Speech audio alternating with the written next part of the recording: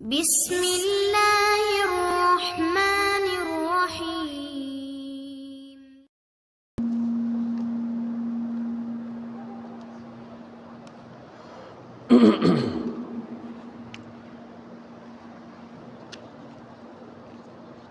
السلام علیکم ورحمۃ اللہ وبرکاتہ۔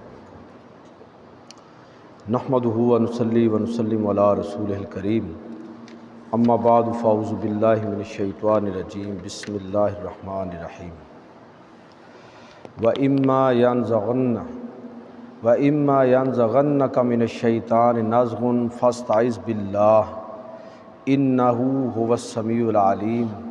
صدق اللہ مولانا العظیم وصدق رسولہ النبی الکریم الامین، ونحن علی ذالک من الشاہدین والشاکرین والحمد للہ رب العالمین۔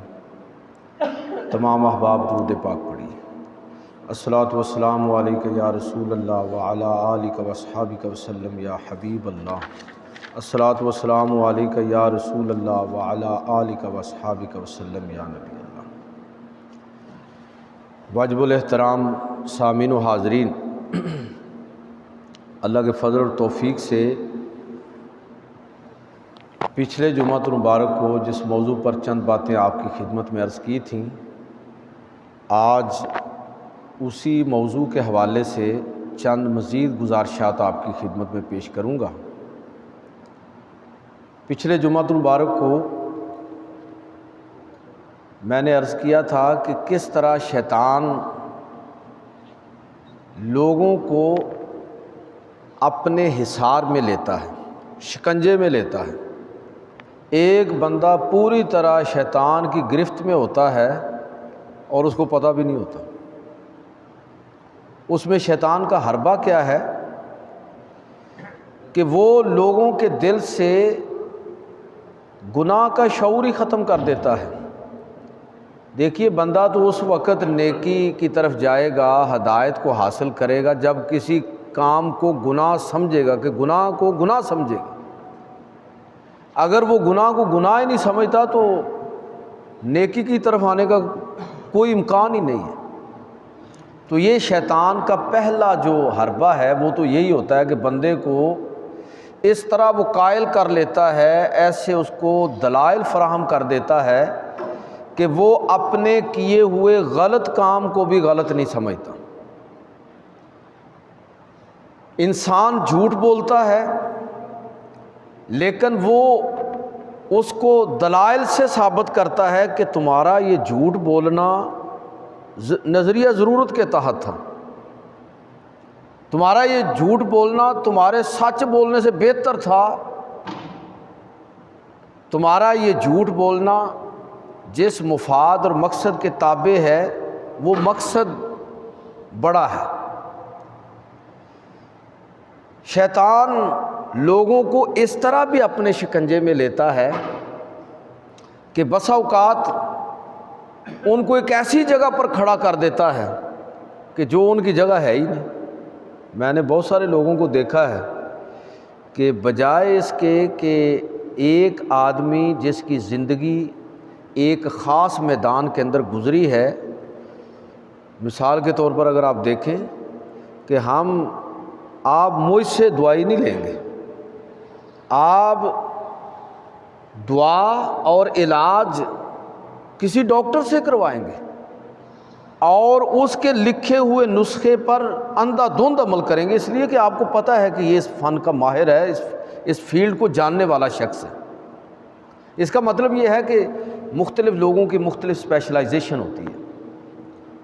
تو میں نے بہت سارے لوگوں کو، آپ نے بھی دیکھا ہوگا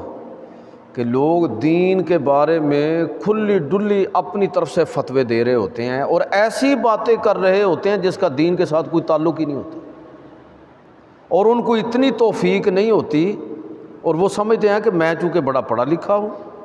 میں نے فلاں ڈگریاں بھی حاصل کر رکھی ہیں، تو لہٰذا اگر دین کے کسی حکم کے بارے میں میں اپنی رائے کا اظہار کروں تو یہ گویا کہ غلط نہیں ہے، میرا علمی حوالے سے یہ مقام اور مرتبہ ہے۔ بھائی آپ اس سے پوچھئے جس نے اپنی زندگی اس میدان کے اندر صرف کی ہے۔ تو یہ شیطان کے حربے ہیں جن کے اندر شیطان یہ وہ شکنجے ہیں جس میں شیطان لوگوں کو جھکڑ لیتا ہے۔ اور میں نے پچھلے جمعۃ المبارک کو یہ بات بھی آپ کی خدمت میں عرض کی تھی کہ بس اوقات جو لوگ روز مرہ ہماری زندگی کے مختلف رسم رواج، ہماری جو ثقافت اور کلچر ہے، جو رواج ریتی ہے، اس کو لوگ اتنا اوپر لے جاتے ہیں کہ اس کے سامنے دین قربان ہو جاتا ہے۔ اپنی خاندانی روایات کو دین پر ترجیح دے دیتے ہیں لوگ۔ جی اس وجہ سے بیٹیوں کو ہم زمینوں میں حصے نہیں دیتے جی، بچیوں کو، ہمارے ہاں رواج نہیں ہے۔ بھائی آپ کے ہاں رواج ہے یا نہیں ہے؟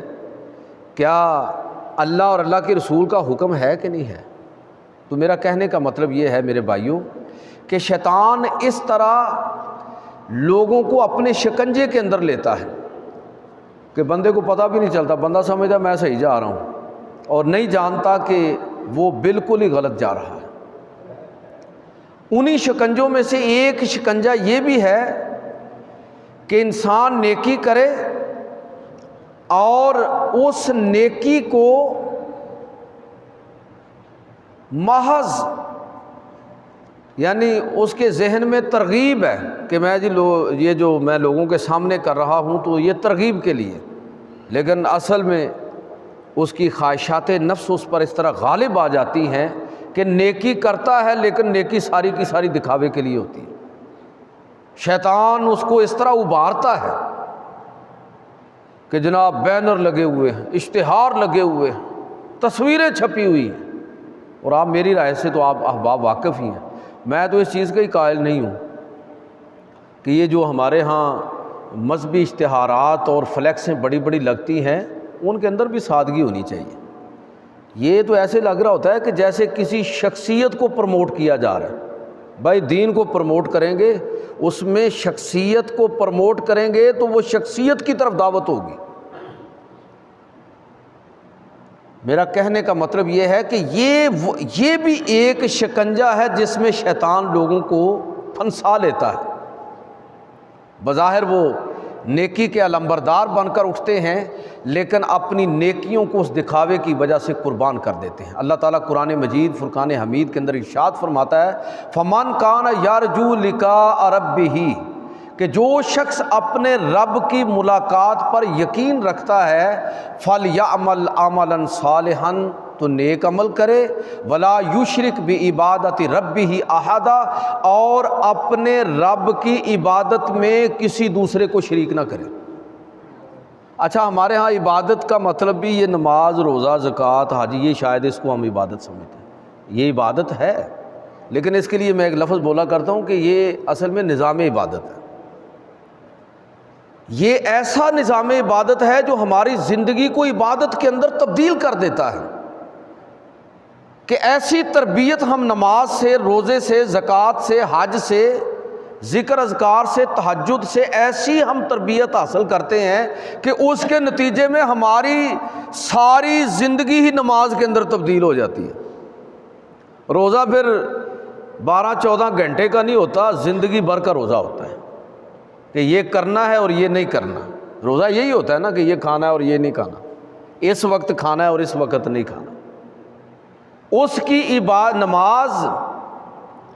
صرف چند لمحوں کے لیے وہ خدا کے حضور نہیں جھکتا، بلکہ اس کی گردن ہمیشہ کے لیے خدا کے حضور جھک جاتی ہے۔ وہ ہر وقت اللہ کی عبادت میں ہوتا ہے۔ تو اللہ تعالیٰ فرما رہا ہے کہ جو میرے بندے ہیں اور جو اس چیز پر یقین رکھتے ہیں کہ اللہ کے ساتھ ان کی ملاقات ضرور ہوگی، تو وہ کیا کرتے ہیں، ان کو کیسے اپنی زندگی کو کس طرح انہیں مینج کرنا چاہیے۔ فَلْيَعْمَلْ عَمَلًا صَالِحًا کہ وہ نیکی بھی کریں گے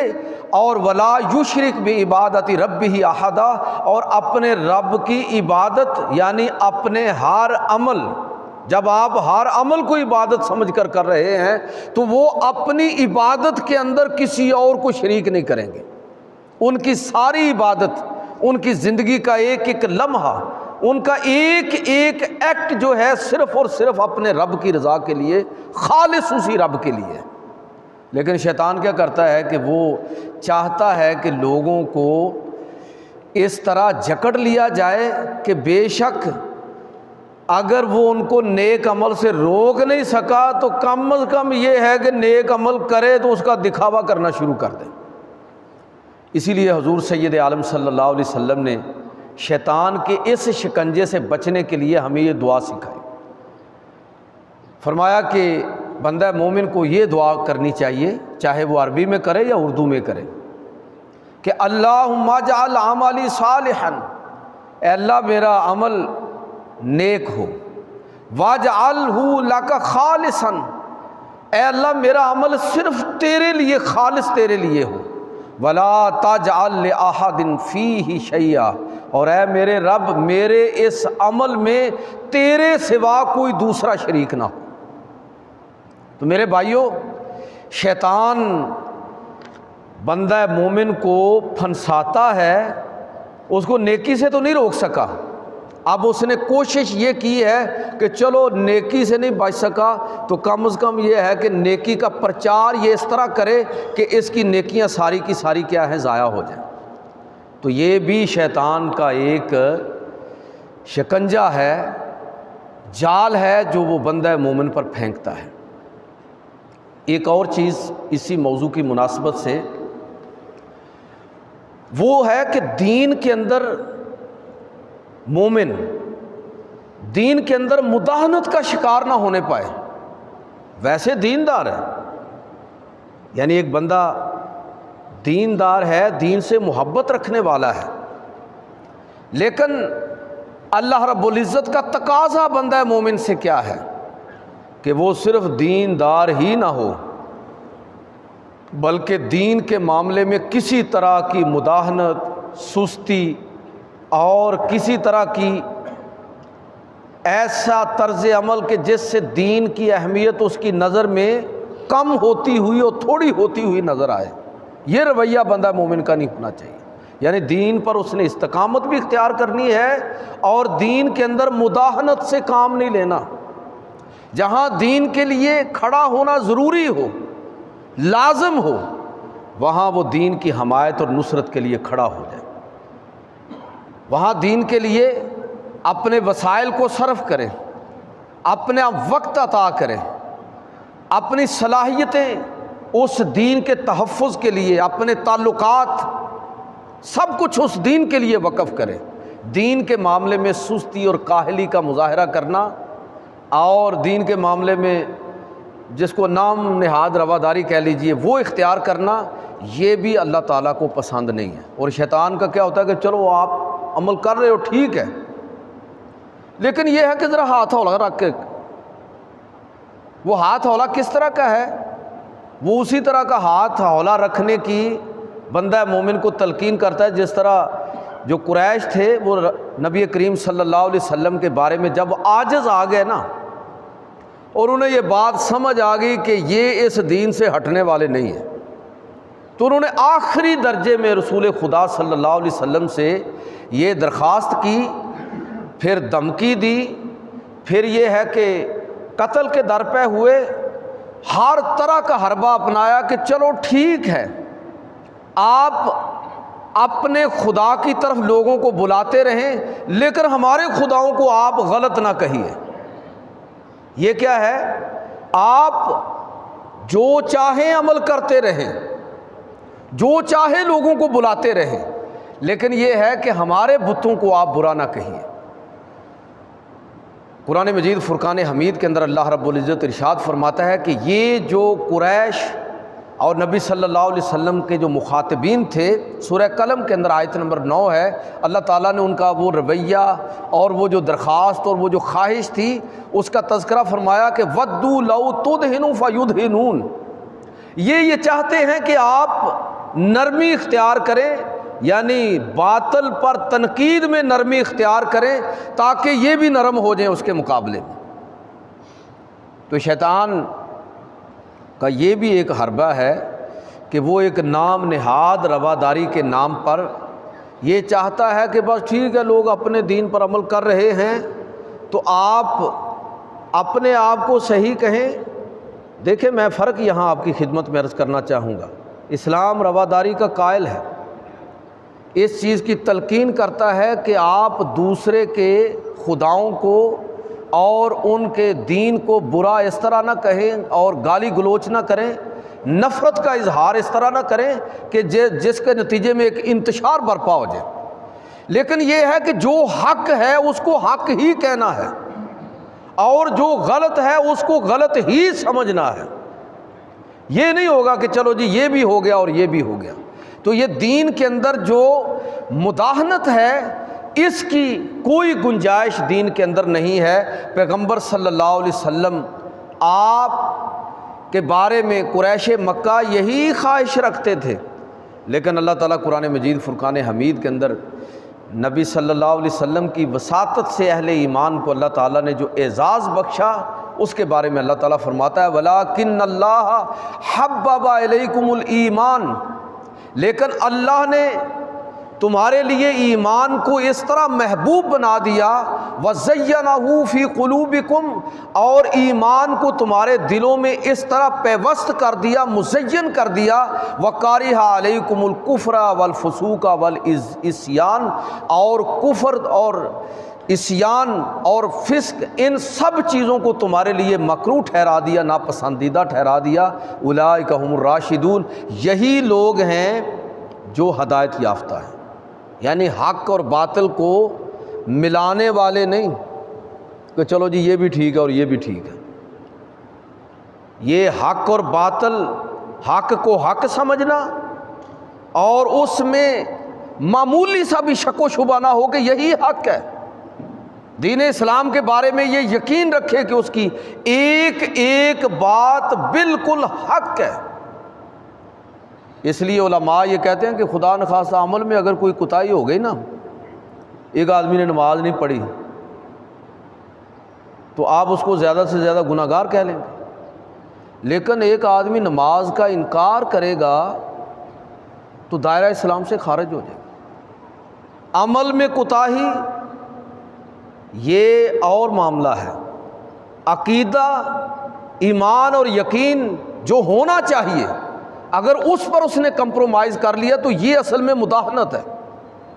اور یہ وہ فتنہ ہے کہ جو ہر دور کے اندر کسی نہ کسی شکل کے اندر موجود رہا۔ آج کے دور میں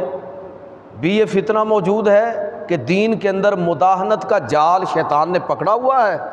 اور جو بندہ اس کے ہتھے چڑھتا ہے اس کے اوپر پھینک دیتا ہے،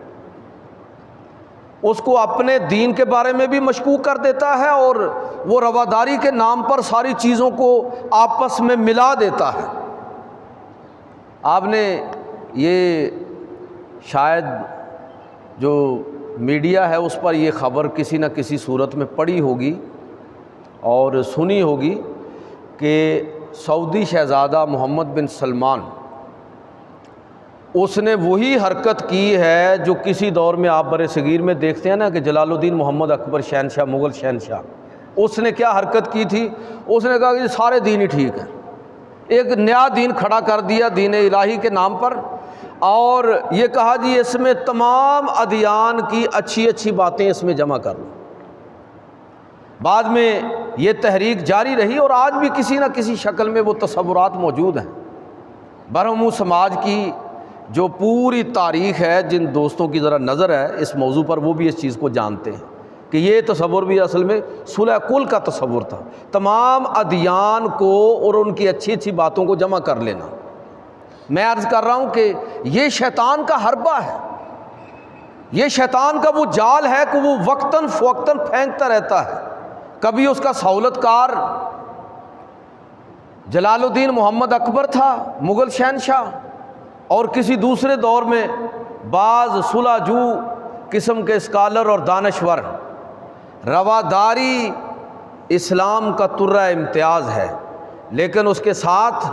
اسلام اس بات کا بھی تقاضا کرتا ہے کہ حق اور سچ کو صرف اور صرف اسلام کے اندر ہی تسلیم کیا جائے گا۔ ہدایت اور کامیابی کے لیے، دنیا اور آخرت کی ہدایت اور کامیابی کے لیے صرف اور صرف اسلام ہے،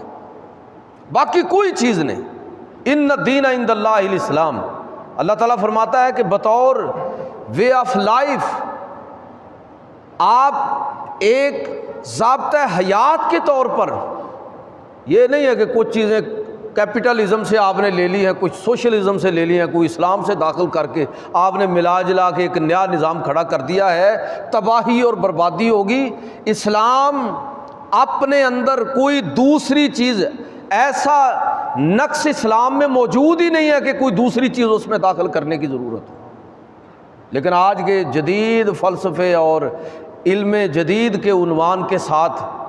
بہت سارے لوگ، جس طرح میں نے محمد بن سلمان کی بات کی کہ اس نے ایک عجیب و غریب بات کی ہے کہ ابراہیمی ہاؤسز قائم کیے جائیں۔ اس کا مطلب پتہ کیا ہے کہ جو رپورٹ ہوا ہے اور میں نے جو پڑھا، ابراہیمی ہاؤسز کے یہودیت، عیسائیت اور اسلام اوپر جا کے حضرت ابراہیم علیہ السلام پر ایک ہو جاتی ہے، وہاں پر جا کے سارے مذہب مل جاتے ہیں۔ تو یہ تصور اور یہ فتویٰ مانگا گیا سعودی علماء سے، دارالافتاء سے، کہ اس چیز کا فتویٰ دیا جائے کہ ابراہیمی ہاؤسز قائم کیے جائیں جہاں پر مسجد بھی ہو، کنیسہ بھی ہو اور چرچ بھی ہو، قرآن کو بائبل اور انجیل کے ساتھ ملا کے ایک جلد کے اندر شائع کیا جائے۔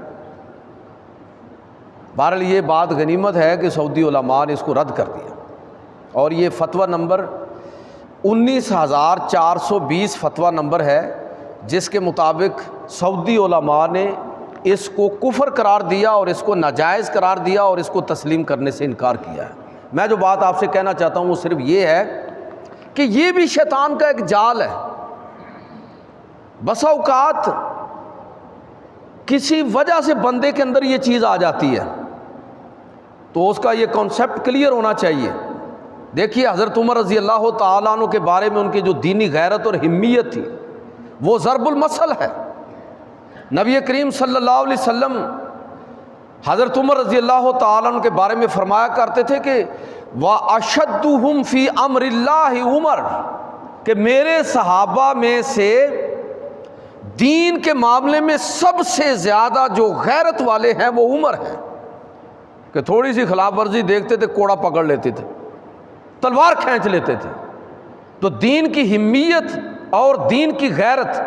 اللہ کے پیغمبر صلی اللہ علیہ وسلم فرماتے ہیں، یہ جامع ترمذی کی حدیث نمبر 3990، حضور فرما رہے ہیں کہ میرے صحابہ میں دین کے معاملے میں عمر سب سے بڑھ کر غیرت والے ہیں، ہمیت والے ہیں۔ لیکن یہی عمر ایک دور میں، ایک واقعہ ہمیں سیرت اور حدیث کی کتابوں میں ملتا ہے کہ حضرت عمر رضی اللہ تعالیٰ عنہ کو نبی صلی اللہ علیہ وسلم نے مسجد نبوی میں ایک کتاب پڑھتے ہوئے دیکھا۔ فرمایا کہ عمر کیا پڑھ رہے ہو؟ عرض کی اللہ کے رسول آپ ہمارے سامنے اللہ کی وحی تلاوت فرماتے ہیں قرآن مجید میں، وہ بھی محفوظ کر لیتا ہوں، اپنے لیے مشعل راہ بناتا ہوں، آپ ہماری رہنمائی فرماتے ہیں، میں ان چیزوں کو بھی لے لیتا ہوں۔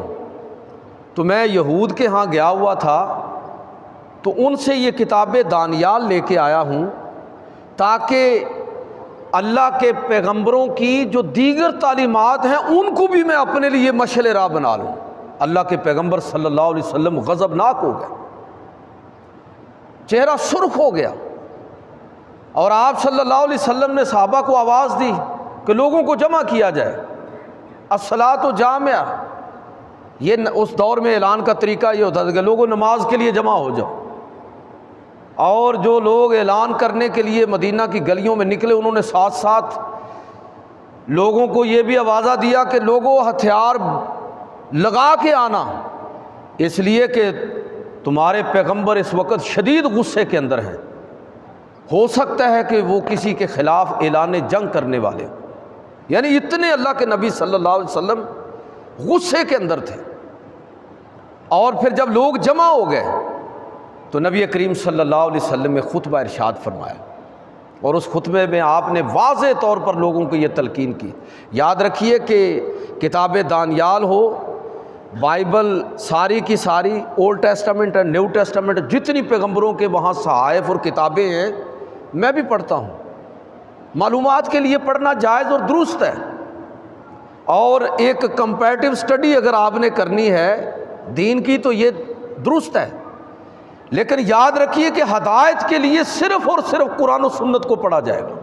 صرف اور صرف۔ نبی کریم صلی اللہ علیہ وسلم نے خطبہ ارشاد فرمایا اور فرمایا کہ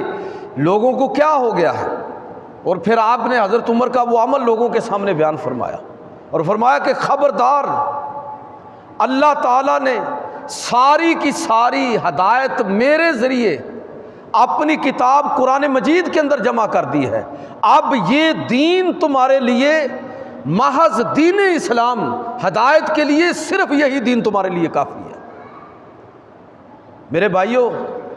اللہ کے پیغمبر صلی اللہ علیہ وسلم نے جب آپ نے یہ خطبہ دیا تو پھر حضرت عمر کھڑے ہو گئے اور یہ اعلان کیا کہ میں اللہ کے رب ہونے پر، محمد صلی اللہ علیہ وسلم کے رسول ہونے پر اور اسلام کے دین ہونے پر راضی ہوں، آج کے بعد ایسا نہیں ہوگا۔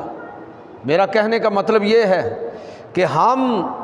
دنیا اور آخرت کے اندر جس چیز کو بنیاد بنائیں گے اپنی ہدایت اور کامیابی کے لیے، وہ صرف اور صرف قرآن مجید ہے، وہ صرف اور صرف اللہ کے نبی صلی اللہ علیہ وسلم کی سنت اور سیرت ہے۔ ہمارے لیے یہی ہدایت کا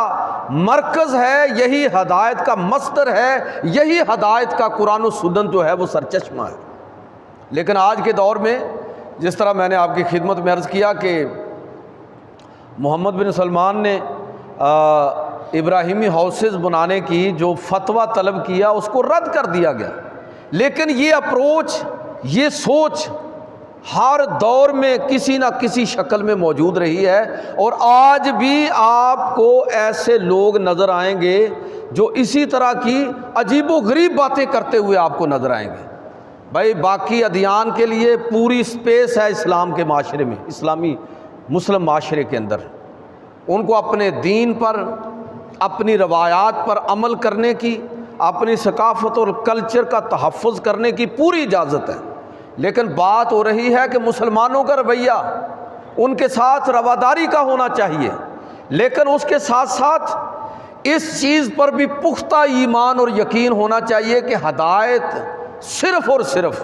اور ہدایت ساری کی ساری صرف قرآن و سنت اور حضور کی سیرت کے اندر ہے۔ اگر یہ ایمان اور یقین نہیں ہوگا تو پھر اس چیز کی فکر کرنی چاہیے کہ کہیں بندہ ایمان سے ہی نکل کر کفر کی طرف نہ چلا جائے، ایمان کو ہی ضائع نہ کر بیٹھے۔ تو لہٰذا یہ بھی شیطان کے جالوں میں سے ایک جال ہے۔ ایک اور جال جو شیطان آج کے دور میں بڑی کثرت کے ساتھ ہمارے اوپر پھینک رہا ہے وہ یہ ہے کہ چھوٹے چھوٹے اختلافات کو باہمی تعلقات کے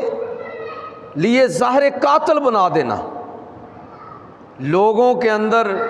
جھوٹی انا کے بت کھڑے کر دینا، معمولی مفادات کو پہاڑوں کی مثل دکھانا، یہ انا، یہ ضد اور یہ ہٹ درمی اور یہ معمولی نوعیت کے مفادات، یہ چھوٹے چھوٹے جھگڑے بسا اوقات شیطان ان کو اس طرح انگیخت دیتا ہے کہ اس کے نتیجے میں ہم دیکھتے ہیں کہ لوگوں، ہمارے سماج کے اندر، ہمارے خاندانوں کے اندر لوگوں کی ایک دوسرے کے ساتھ بول چال ہی بند ہے۔ یہ بھی شیطان کا ایک جال ہے کہ لوگوں کے اندر سکون نہ ہونے پائے۔ ذہنی سکون پیدا ہوگا تو باقی معاملہ ٹھیک ہوں گے نا۔ اگر خاندان آپس میں ہی لڑ رہا ہے، قتل و غارت تک بات پہنچی ہوئی ہے، لوگ چھوٹی چھوٹی چیزیں قربان کرنے کے لیے تیار نہیں ہوتے، ان کی ناک اتنی بڑی ہوتی ہے کہ وہ اپنی وہ ناک بچانے کے لیے دین کو داؤ پر لگا دیتے ہیں، اللہ کے رسول صلی اللہ علیہ وسلم کی تعلیمات کو نظر انداز کر دیتے ہیں۔ حالانکہ بندہ جب مرتا ہے تو ڈاکٹر کہتے ہیں کہ قبر میں رکھنے کے بعد سب سے پہلے جو انسان کا عضو متاثر ہوتا ہے وہ اس کی ناک ٹیڑھی ہوتی ہے، یہ ناک اس کی ختم ہو جاتی ہے، جس ناک کو بچانے کے لیے پتہ نہیں ہم کیا کچھ کر دیتے ہیں۔ تو میں یہ عرض کر رہا ہوں کہ شیطان کس طرح ہمارے انفرادی ماحول کے اندر، مسلم معاشروں کے اندر اور پھر امت مسلمہ کی جو ایک اجتماعی زندگی ہے اور ایک اجتماعی ڈگر جو ہونی چاہیے،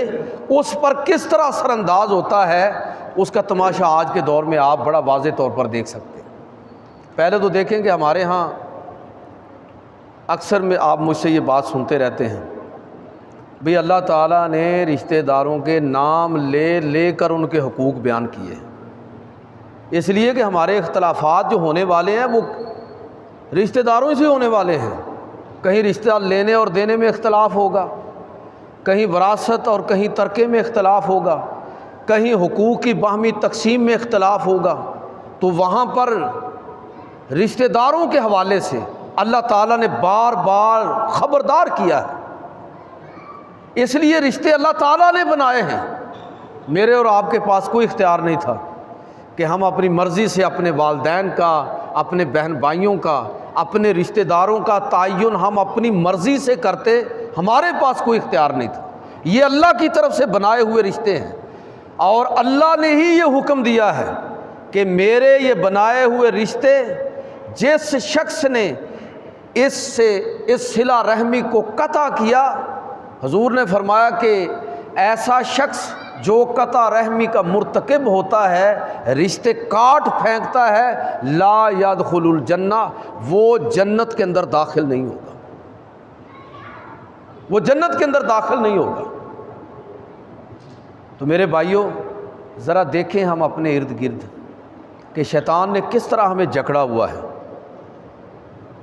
بیٹے کا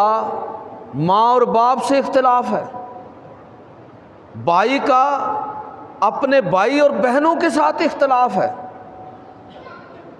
میاں اور بیوی کا آپس میں اختلاف ہے، بہو کا اپنے سسرال اور میکے کے حوالے سے رویہ عجیب و غریب ہے، اور ہماری خاندانی زندگیاں کس طرح متاثر ہوئی ہیں، کس طرح لوگ یہ جس دور میں ہم جی رہے ہیں اس کا ذرا انالیسس کریں آپ، اور ماضی کے دور میں ذرا جائیں، آج سے 25-30 سال پہلے جو میری عمر کے لوگ ہیں وہ اس دور کو ذرا یاد کریں، جب کبھی کبھی کہیں یہ سننے کو ملتا تھا کہ کوئی طلاق ہو گئی ہے یا کوئی قتل ہو گیا ہے، تو ہر طرف دھوم مچ جاتی تھی کہ فلاں گاؤں کے اندر، فلاں خاندان کے اندر طلاق ہو گئی ہے۔ میرے ایک شاگرد ہیں، انہوں نے مجھ سے ایم فل اور پی ایچ ڈی کیا، ان کو ہم نے ریسرچ کے لیے موضوع دیا کہ آپ گوجرانوالا کی جو عدالتیں ہیں، یعنی فیملی سے ریلیٹڈ جو عدالتیں ہیں، وہاں جو خلا اور طلاق کے کیسز ہیں، آپ ان کا ذرا جائزہ لیں کہ اس کے اسباب کیا ہیں، وجوہات کیا ہیں، اور خلا اور طلاق کی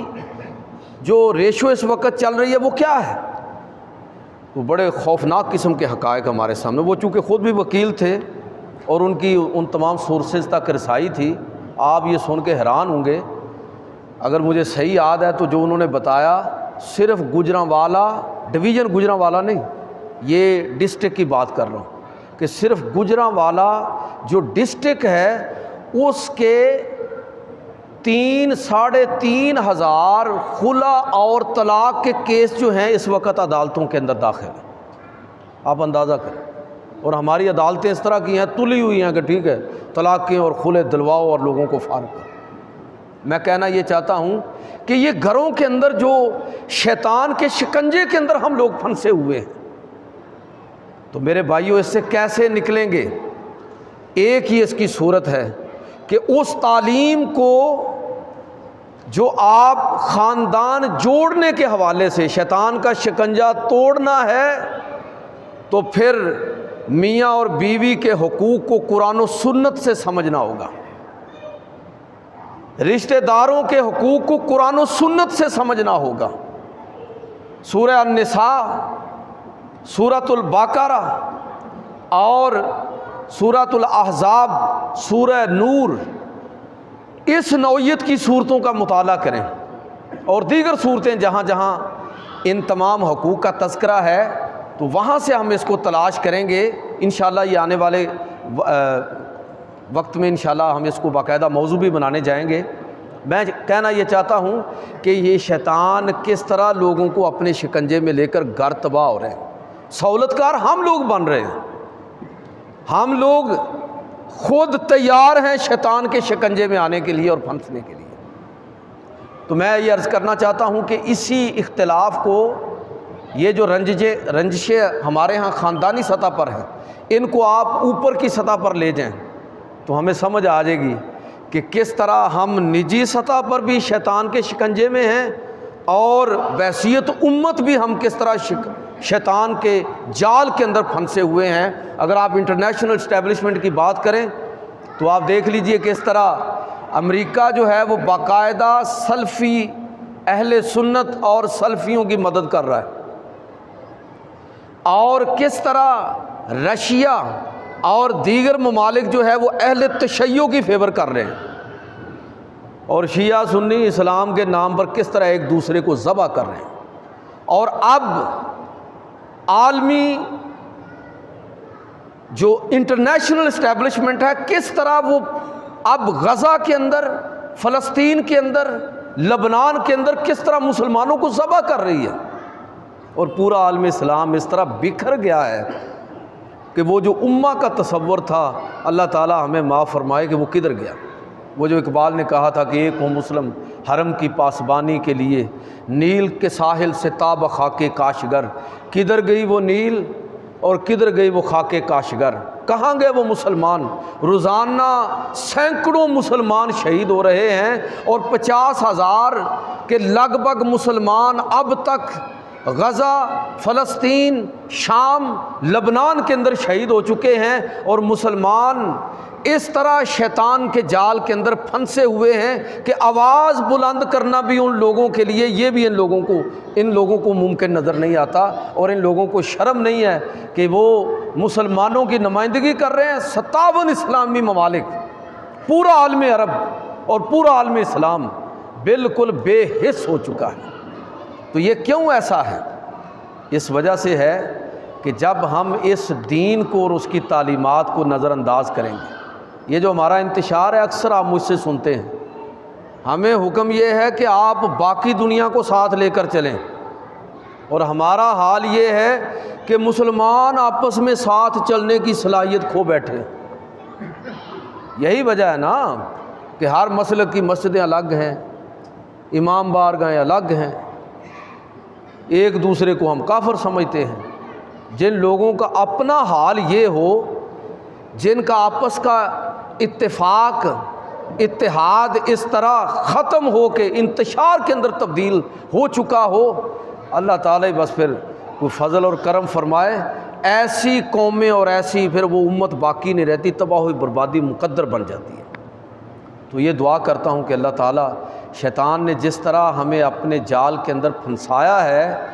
اللہ تعالیٰ اس کا صحیح شعور ہمیں عطا فرمائے، اور اس جال کو توڑ کر اپنے آپ کو اللہ کا بندہ اور امت مسلمہ کا حقیقی نمائندہ اور فرد بننے کی توفیق عطا فرمائے۔ وما علینا الا البلاغ۔